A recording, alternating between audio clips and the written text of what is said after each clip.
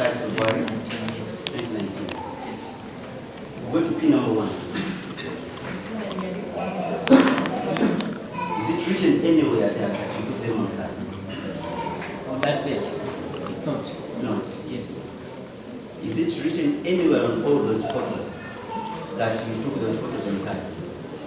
I have a document. That shows. Yes, it is. It's not written anywhere that I took the photographs on that. I'm talking about all the photos. No. It's not written anywhere that you took the photos on card. No. Thank you. Stand there behind. Which date is on that photo? P1. It is 26 November 2022. 20 what? 2022. 26 November 2022. Is that your signature behind? Yes, it's my signature. 26 November 2022. Yes.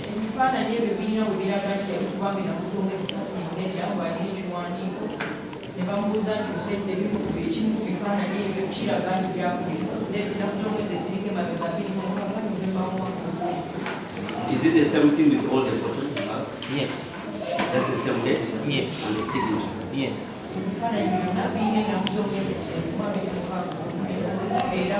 Right. That's right, thank you.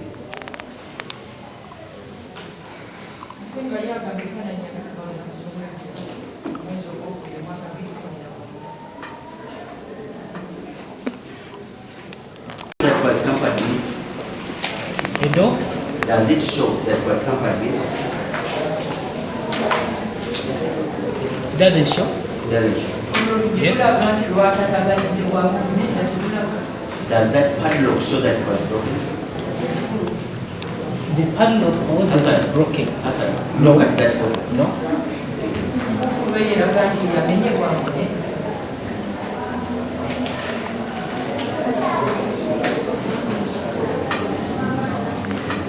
Am I right to say that someone who opens that door was inside? I don't know. You don't know.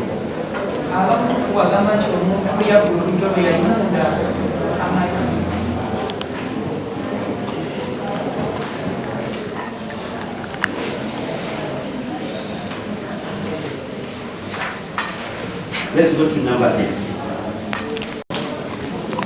Is it blue in color? That is photograph 8. Number P8. 8. P8. I have 8 here. P8. Let me have a look at it. Yes, P8. Sorry, P5. My apologies. P what? P5.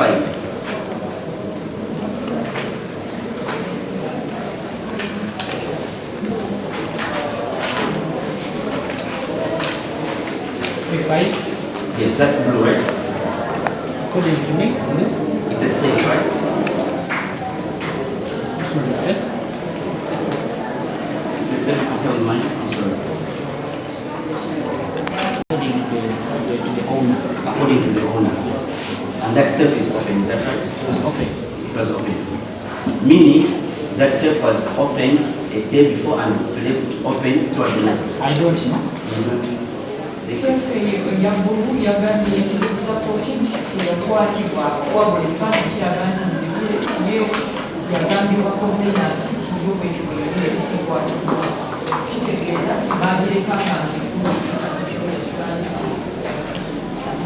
Let's go to number 9.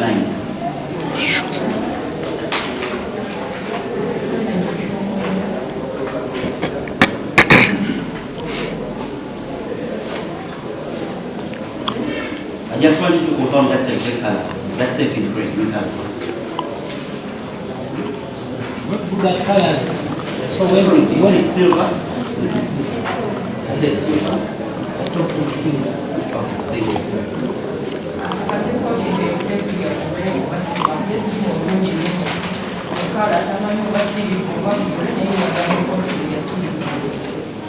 Let's go to number 9.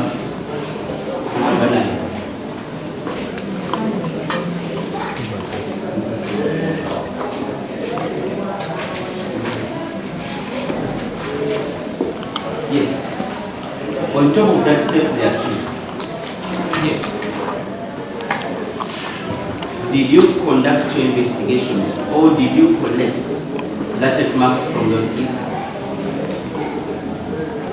I I didn't. You did. Because... Thank you. You will explain later, don't worry. You did.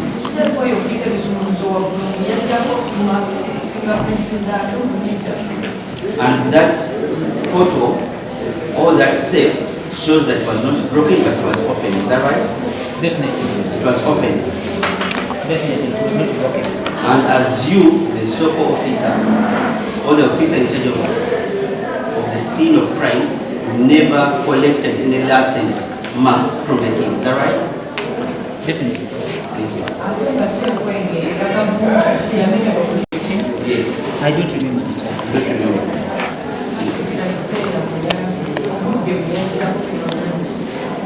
Do you remember the time you left the scene of crime? I don't remember the time. You don't remember the time.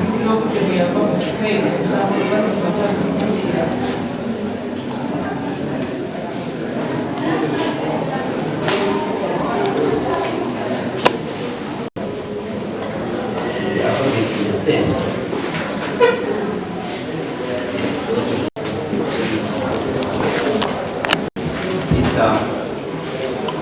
This is a form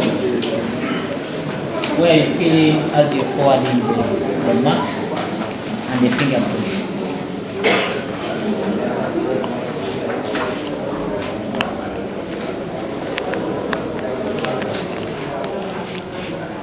Is it a police form? Yes. Police form? But it's not a police form, it's just a format. So it's the form you fill when you're wanting It's a forwarding form.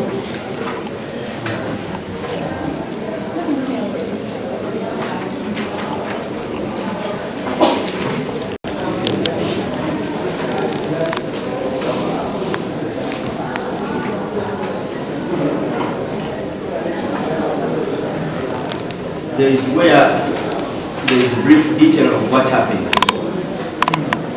You have seen that? Yes.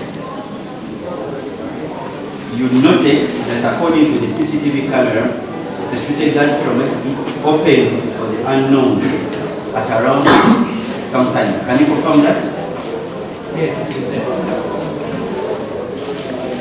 Can you still also confirm?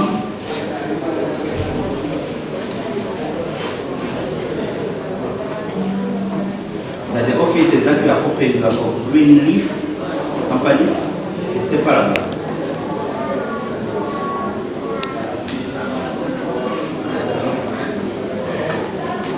Can you confirm the same? Yes. Can you also confirm to court that the stolen properties were only 3: money, computers, and cameras, according to that form? According to the form, yes. That's all right. Thank you.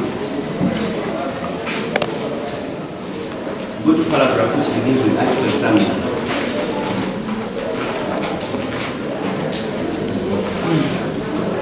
In that article you state a black metallic safe.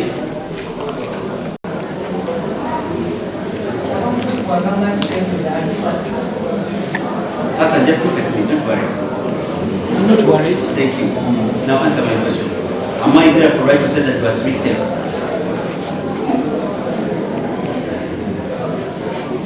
Yes, you're right. Thank you.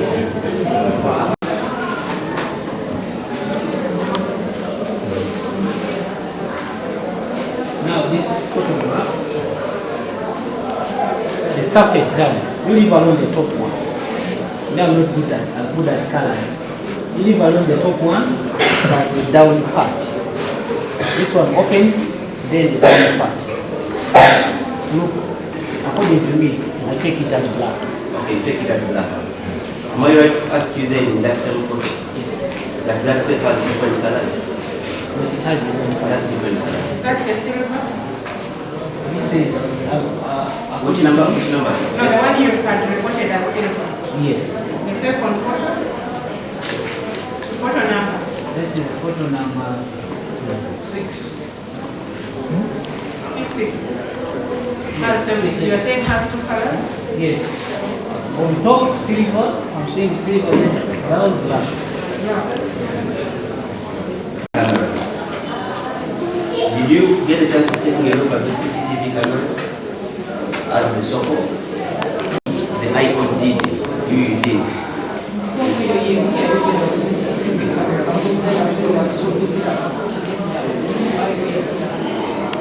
Am I therefore right to say that you never extracted, you never extracted the footage of the CCTV cameras? It wasn't my work.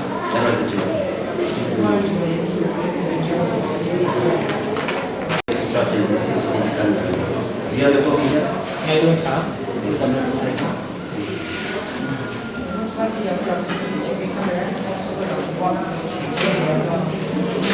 Just remind us of your rank.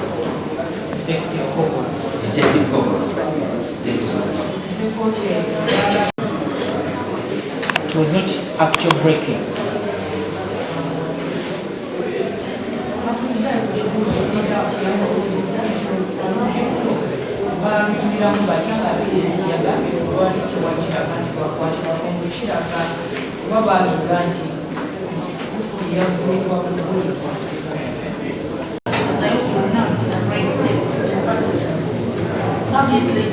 Okay, let me first respond to his leave on it.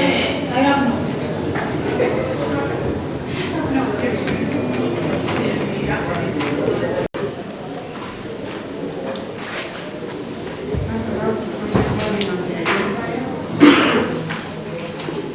Hassan, I have two questions.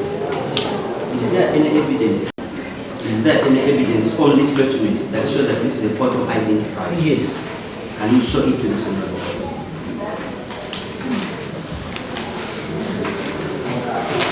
Okay, the first evidence. Show it to the Senate. Thank you. The date. The date. This is the scene of crime, identifying the date, the time, the place where the scene of crime occurred, the police station where the where the case was reported, the case itself. Go slow. What is right here? Yes. The case itself, the SD reference under which that case was registered, my particulars, and the camera used.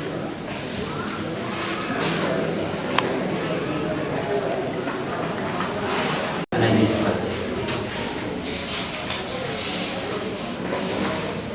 If I get a plain paper and I write the same things here, will this plain paper become an identifier, photographer identifier? As for now, it will not. It will not. Thank you. Just to confirm that there is no word on this document. The word photo identifier or heading photo identifier or something. Lastly, confirm to this court that this so-called identifier has church zone Kisumu as a place where the offense was committed. That's the scene you listed. That's the scene listed. That is the scene of the Most of that.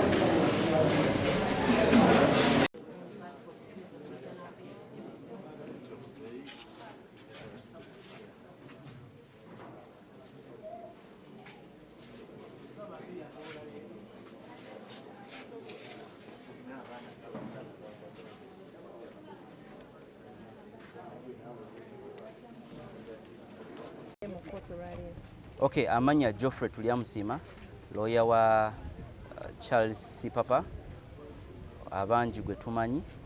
Guno gwe musango gwe no ku kooti Makindye gwe bamuteekako nti yagenda n'amenya ofiisi ey'omu Japan ekisugu. Guno musango singa tujjukira bulungi bagamba gwa mwaka 2019. Okuva 2019 paka omwaka ogwedde bayite baguletanga, baguleeta omwaka ogwedde. Olunaku lw'eyo tugenze mu maaso g'omulamuzi gwe bayita Esther okulaba nga tweyongerayo n'okubuuza ebibuuzo abajulizi ba gavumenti bereese. Omujulizi wa leero abadde Soko oba omuntu akola investigation ewagudde ekikoloberwa ekyo. Era tumubuuza ebibuuzo eby'enjawulo n'addamu of course tumanyi byazeemu ebimu bibadde nga tebikwatagana na bye yagamba oba bye yawandiika kuva mu statement ye emyaka egiwerako 3 n'emabega. Weewaawo ne kooti nayo neemubuuzaayo oluvannyuma ne lawyer we omulowezi wa gavumenti naye n'amubuuza. So ffe tubadde mu kooti katujjako mawanga 2 mu mwezi ogujja okulanga nga tugenda maaso n'okuwuliza omusango.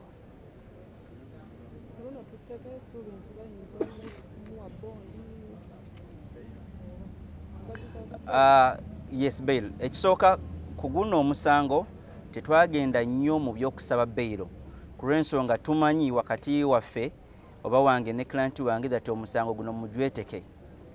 Kati ng'ogenda mu bail ate asooka aveeyo ate tugende maaso n'okuguwuliriza weewaawo ate alina ne guli omusango wa high court nga tekijja kukola makulu. Ku lw'ensonga ne wafuna bail wano nga tanafuna bail okuva ku high court aba tasobola kuvaayo. Kati ne tugamba leka tugende maaso n'okuwuliza omusango, y'ensonga lwaki emirundi gyonna tuzze nga era tuzze kweteeka kugenda maaso n'omusango, tetuzze kusaba adjournment yonna.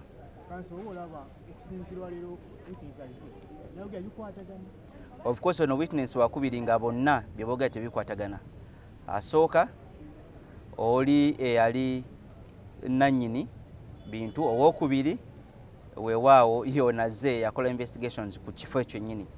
Kati mulimu obulimba bungi kyemmanyi ne kkooti ebulabye weewaawo tujja kuteekayo okusaba kwaffe okulaba nga bagugoba omusango. Essuubi liri ddene nnyo era bano abajulizi abasigaddeyo ababiri oba abasatu bajje nga beetegese.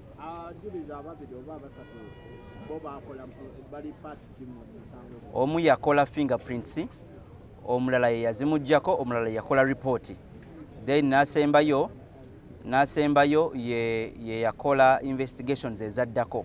Kati mu fayiro eno jjukira ya mwaka gwa 2019. Kati wazzeeyo abantu ab'enjawulo nga bakola investigations. Yeno fayiro kooti gye yawuliriza n'emala n'egoba. Weewaawo eyali gwe bagamba yazizza ekikolobero ne bamusiba n'asaavinga ekibonerezo kye. Kati ku Sipapa ne bamala ne bajjete ne bamugimuteekako. Katumanyi nti buli kimu kigenda tambula bulungi era essuubi gye liddene. Of course sijja kugamba nti gyali ali bulungi ku lw'ensonga omuntu ali munda mu kkomera taaba bulungi, naye alina essuubi ddene that lubeeramu agenda fuluma.